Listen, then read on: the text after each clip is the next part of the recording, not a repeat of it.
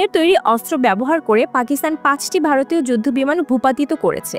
এমন দাবি উঠে আসার কয়েক ঘন্টার মধ্যেই চীন সামনে আনলো এক পুরনো ভিডিও, যেখানে তুলে ধরা হয়েছে PL-15E ক্ষেপণাস্ত্র তৈরির তাদের অত্যাধুনিক রোবোটিক প্রযুক্তি, যেটি প্রথম প্রচারিত হয়েছিল বছরখানেক আগে।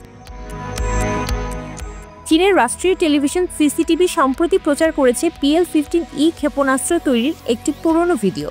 ভিডিওতে দেখা যায় রোবট বাহিনী অত্যন্ত নিখুঁতভাবে ক্ষেপণাস্ত্রের যন্ত্রাংশ স্থাপন করছে, ওয়েল্ডিং করছে এবং স্বয়ংক্রিয়ভাবে পরীক্ষা করছে এর গুণগত মান।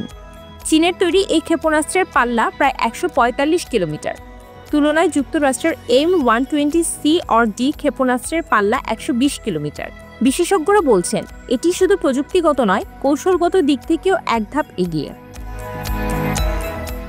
চীনের এভিয়েশন ইন্ডাস্ট্রি কর্পোরেশনের AVICর বৈদ্যুতিক সরঞ্জাম শাখার পরিচালক ইয়াও চ্যাংহ্যাং বলেন, আমাদের উৎপাদন ব্যবস্থা স্বয়ংক্রিয়ভাবে যন্ত্রাংশ শনাক্ত করে, স্থাপন করতে, ওয়েল্ডিং করতে এবং মান যাচাই করতে পারে। সফটওয়্যার ইনপুট দেওয়ার পরেই প্রক্রিয়াটি মানুষের হস্তক্ষেপ ছাড়াই শুরু হয়ে যায়। গত 7 মে পাকিস্তান দাবি করে ভারতের 5টি যুদ্ধবিমান, ফরাসি তৈরি রাফাল ও রাশিয়ার তৈরি Su-30 MKI তারা ভূপাতিত করেছে। এই হামলায় ব্যবহার হয়েছে চীনের PL-15E ক্ষেপণাস্ত্র, যা আকাশ থেকে আকাশে উৎক্ষেপণযোগ্য এবং বিশেষভাবে রপ্তানির জন্য তৈরি। এই ক্ষেপণাস্ত্র যদি চীনের J-10C যুদ্ধবিমানের রাডার সিস্টেমের সঙ্গে যুক্ত করা হয়, তাহলে সেটি 250 কিলোমিটার দূর থেকে লক্ষ্যবস্তু শনাক্ত করে হামলা করতে পারে।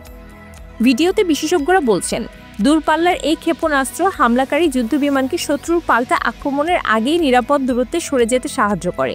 এতে যুদ্ধবিমানের টিকে থাকার সম্ভাবনা অনেক বেশি। এই স্বয়ংক্রিয় উৎপাদন ব্যবস্থা চীনের জন্য একটি বড় মাইলফলক।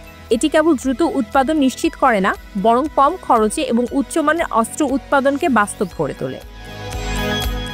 ভিডিওটি প্রচারের পর সোশ্যাল মিডিয়ায় শুরু হয়েছে আলোচনার ঝড়। বিশ্লেষকরা বলছেন এটি চীনের সামরিক রপ্তানির নতুন ইঙ্গিত। অনেকেই মনে করছেন PL-15E বিশ্ববাজারে এখন ব্যাপক হারে ছড়িয়ে পড়তে পারে। চীনের এই রোবট নির্ভর প্রযুক্তি যুদ্ধের ধরন বদলে দিতে পারে বলেই মনে করছেন বিশেষজ্ঞরা। দক্ষিণ এশিয়ার নিরাপত্তা পরিস্থিতি এখন এক নতুন মোড় নিচ্ছে। আগামী দিনগুলোয় ভারত, পাকিস্তান এবং চীনের মধ্যে উত্তেজনার মাত্রা কোন দিকে যায় সেদিকেই তাকিয়ে পুরো বিশ্ব।